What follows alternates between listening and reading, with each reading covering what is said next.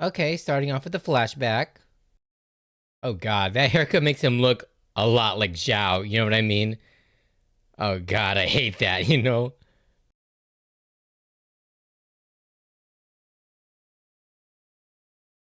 Load of crap. Oh, this hurts, dude. Like, the dramatic irony of it all, it hurts. Yo, that was a sweet cut right there.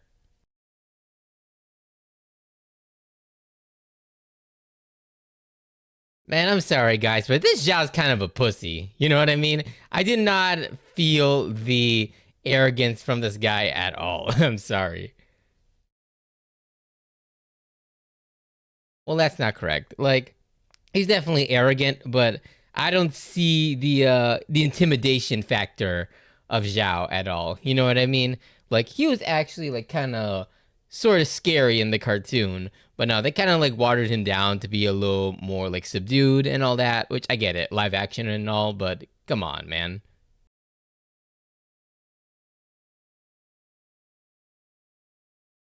Man, I said this before, but Dallas is crushing this role. Like, do you hear the helplessness in his voice? Like, goddamn.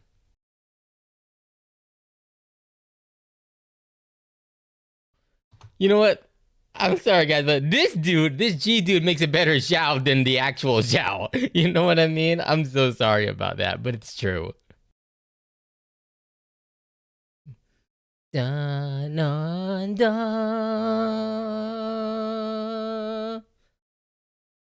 Oh, this is the one with the blue spirit, right? This is Roku's shrine, right? I mean, the environment kind of looked like the boiling rock. You know what I mean? Just how it was surrounded by water and shit. Oh God. Fucking Ozai putting up a giant ass portrait of him. Like, actually, that's very in character.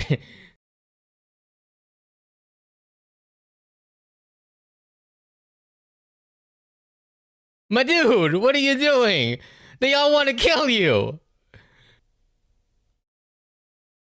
Okay, okay. Like, I was ready to give Aang a lot of shit, but it's actually on point of him, you know, to think that these men in particular are a neutral party and all that. Yo, the detail on that creature is astounding.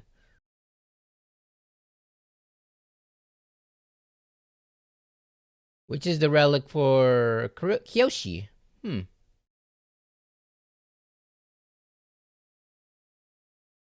No,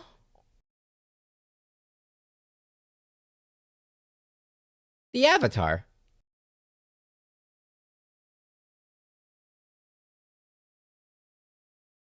I don't remember Roku being this much of a hard ass. Was I incorrect about that, or okay? No, he's actually pretty chill. Gay. Stick up her ass. Like damn.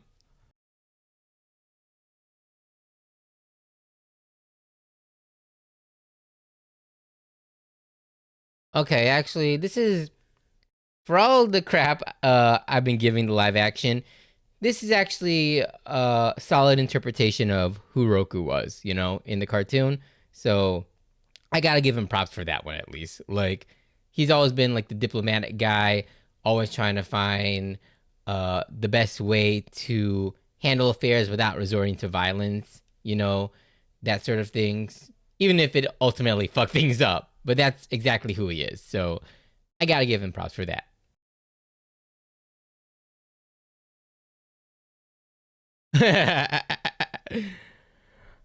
Okay, that's actually kind of funny.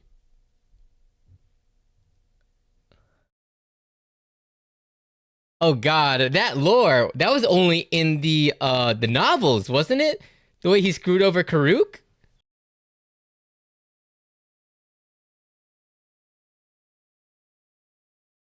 The Mother of Spirits. Hold on. I'm pretty sure that was in one of the graphic novels, right? I'm not sure if it was the one that involved the Zula or not, because I vaguely remember that character like existing in a graphic novel. I don't remember which one, but I'm like 95% sure that she was president in one of those.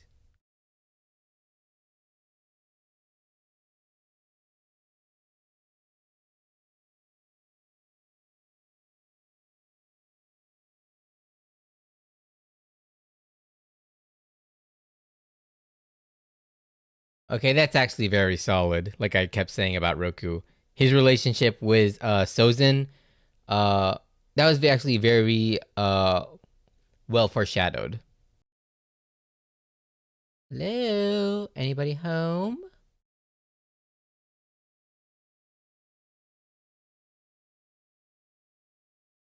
Damn, they knocked the fuck out. Paralyzed by what? Oh, dang.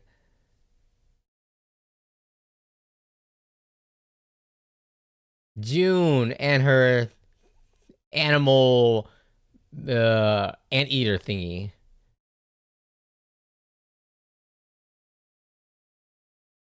Oh, this is interesting. There was no really any dynamic between June and Aang. This one could actually end up being pretty fascinating. Let's see.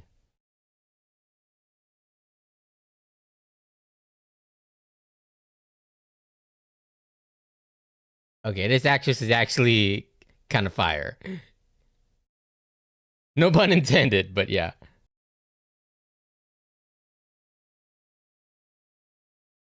Oh, oh god.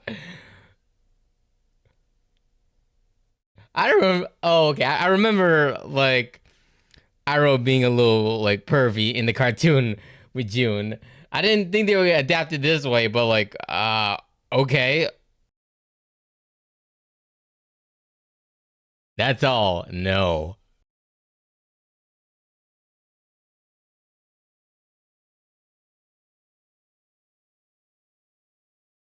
Where are they going with this? You know what I mean? Because they said that Ozai values opinions, which, if I remember in the cartoon, that was a load of crock.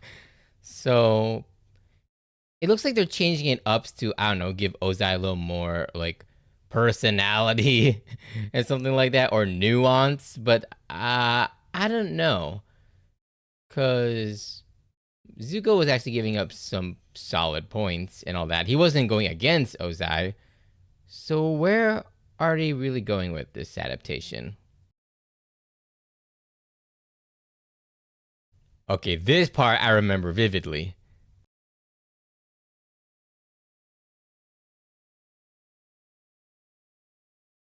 Okay, I'm actually getting chills here.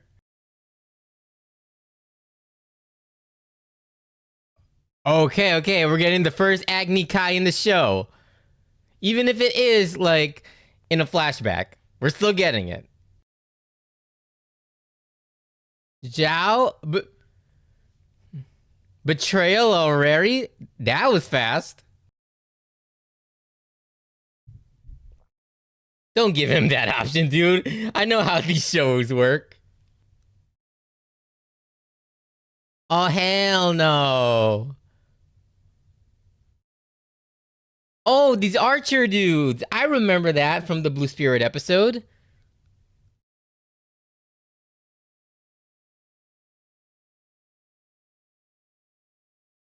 Okay, but like, archers are supposed to be utilized from a distance, right? They're more assassin based, not for close combat.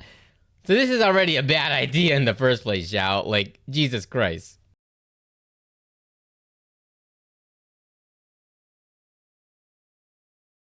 Why did they pause there? It looked like he was crying. But yeah, I don't know, man. I don't think Iroh would be that defiant towards Zuko, you know? Like, he's always, like, he's disagreed with him before, but he's never been outright, like, forbid him to do what he wanted, you know? Unless it was super bad, you know? Like, with the whole, like, Lost Appa arc. So yeah, I feel like Iroh is getting a little too, like, headstrong in this adaptation in general, but maybe that's I don't know, an adaptational change that was necessary. I don't believe it really was, but I don't know, man. Like it doesn't entirely work for me.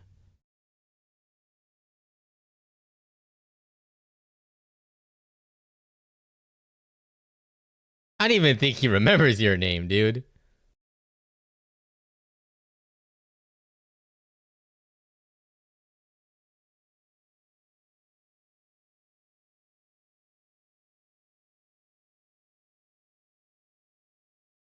You know what? That actually was pretty solid dialogue, but coming from this guy, I don't know, man.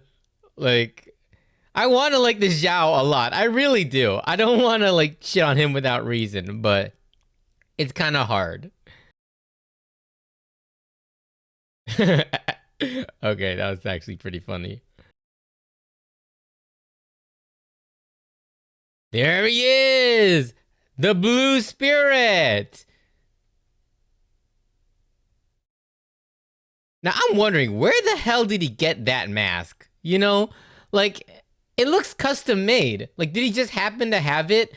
Did he, like, take it with him when he was banished or what?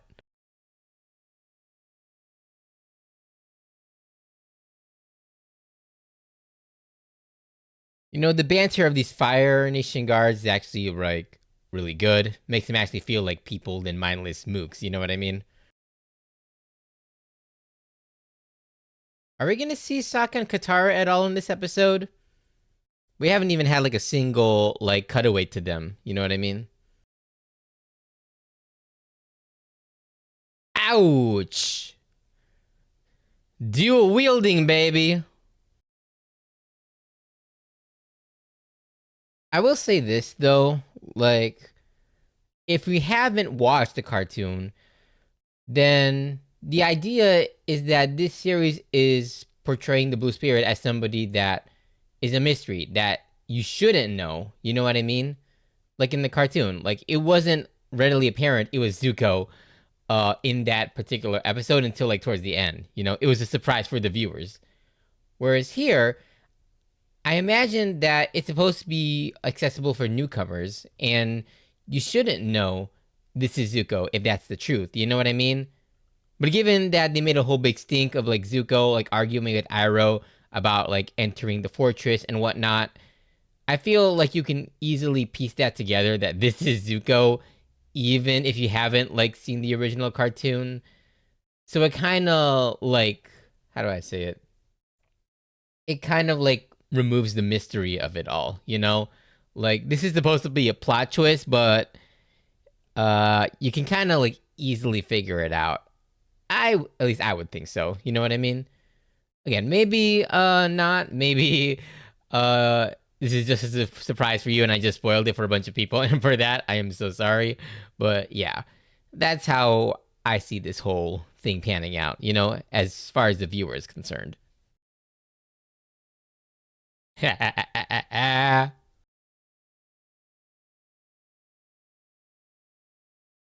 Oh god, he sounded like such a wuss when he said that, dude.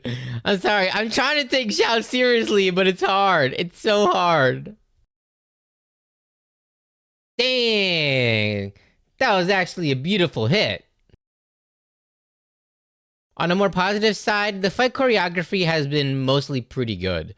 Like, especially with the airbending, they make it actually seem like forceful, which I imagine would be tough considering air isn't actually really that visible. Bro, what was that? That swagger when he crossed his arms, like, oh my god. Oh, they're doing the moment. Like, I remember, like, really, like, loving this particular scene where Zhao lets him leave and they have one of the archers, like, take a precision shot at Aang. I remember that a lot. I hope they do it right here.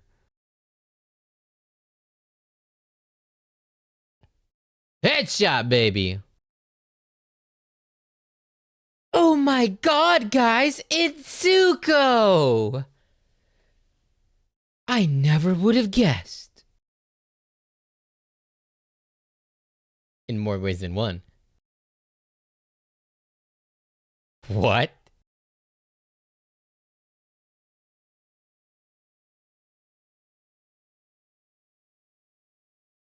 So far, I'm loving this conversation, dude.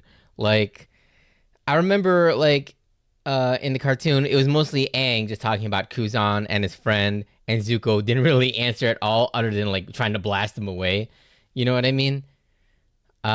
This is a different take on it, and honestly, I'm not entirely opposed to it. You know, you still get the same sort of vibe with Zuko being hella reserved and Aang just like opening himself up in his own like chill, Aang friendly way. You know what I mean? Like he doesn't push Zuko at all, even though like he lets Zuko the opportunity to open up, and Zuko obviously doesn't take it. You still get the same sort of vibe, even with the adaptational change here. And I like that conversation starter. Like it felt natural, it felt casual, it felt real, you know? I like this thing. I actually like this a lot. I hope to see this end off on a high note.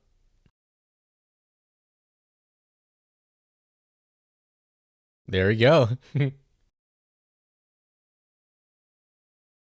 Dang, you see him trying to hold back that smile? Like, God, Dallas is killing it. I say it so I'm saying it every dang episode, but dang, Dallas really is destroying this role in a good way.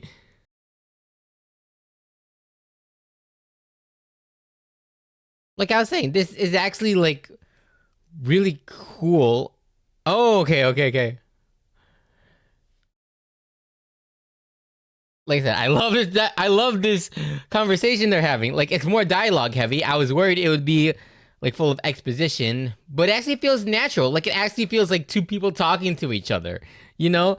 And Zuko just being hella defiant at the end, like absolutely on point. I love this one. Like, all right, I give this to you, Avatar live action. I give you this golden moment. All right, I'll let you have it. Flashback.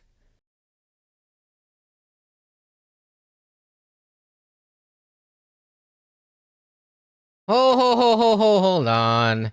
Iroh would not do this, dude. Like, I remember Iroh was like, he looked away, but he wouldn't go against his brother like that. That's one of Iroh's flaws.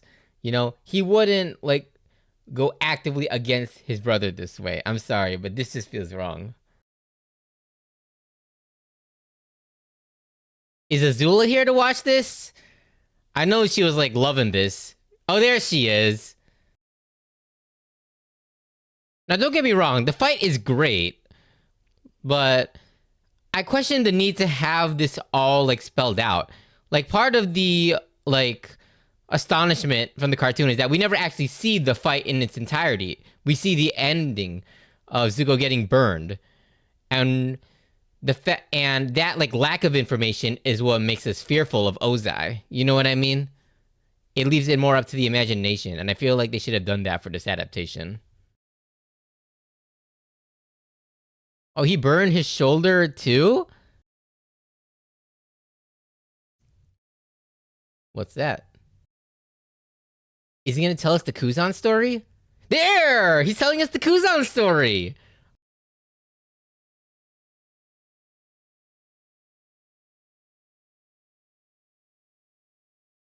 Dang, he said the line word for word. And honestly, it sounded great coming from this Aang. You know?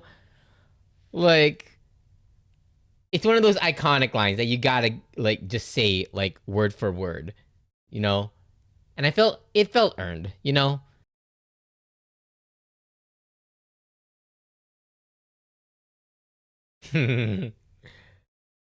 Okay, that was pretty cute for Iroh. Again, this is actually like an interesting take on Ozai. You know, so I'm not opposed to that. Maybe I'm just being nitpicky, but I'm still hung up on the idea of having Ozai this prominent so early in this adaptation. You know, maybe it's just me. Maybe I'm wrong and people are actually digging it. I can understand that, but I don't know, man.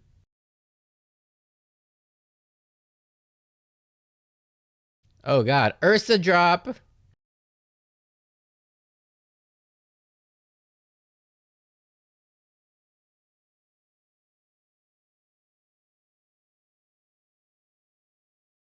Okay, now I'm a little confused because maybe my memory of this show is not as great as I think it is, but if I remember, I always figured that Zuko's like obsession with capturing the Avatar for Ozai wasn't actually a task given to him. I always figured it was just something Zuko assumed would get him back in his father's good graces. You know what I mean?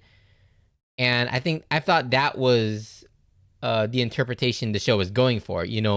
Make it so that like Zuko really has more control over his destiny uh, than if his father were the one to actually give him this task. Maybe I was wrong. Maybe Ozai actually did tell him to like go out and catch the Avatar. You know what I mean? And so that makes my whole like opinion here moot. But yeah, I want to know. Leave a comment or something, you guys. Like, did Ozai actually like give him this task or not? Because I feel like that would change the dynamic like greatly.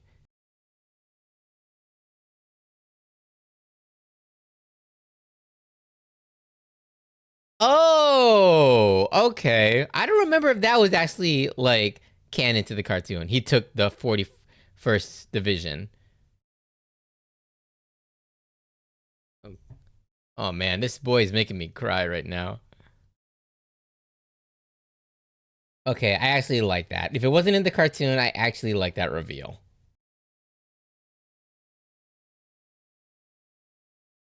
What's up? They're gonna fuck over Xiao now? Oh yeah, they used to have music nights. I remember that.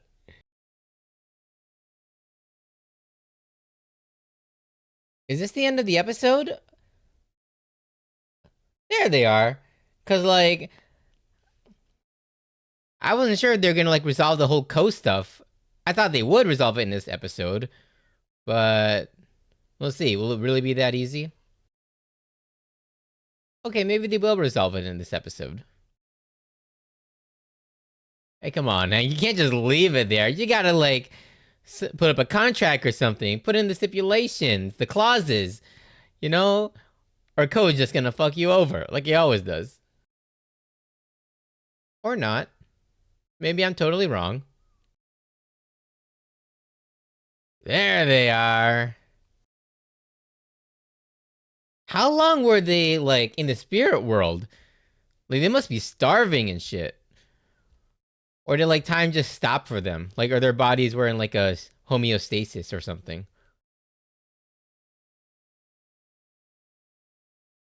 Dang. That visual shift was hard, bro. Oh, it's metaphorical, guys. I'm not saying that the blue mask is actually who Zuko is, or maybe it is, depending on your interpretation of it. But yeah, like I said, this adaptation has issues. I'm not gonna deny that, but they'll like suddenly like throw in these like sequences that go extra hard and like just blow me away, and I'm like, God damn, why couldn't the rest of the show be like this? You know what I mean? It's such a mixed bag of like, holy fucking shit, this is awesome, to like, God damn, why did they do that? You know what I mean? But yeah, I'm actually glad that I'm kind of like ironically glad it's like that because then I have a lot to talk about. Anyway, thanks for watching this episode of Avatar: The Last Airbender, the live action, and I will catch you next time. Bye.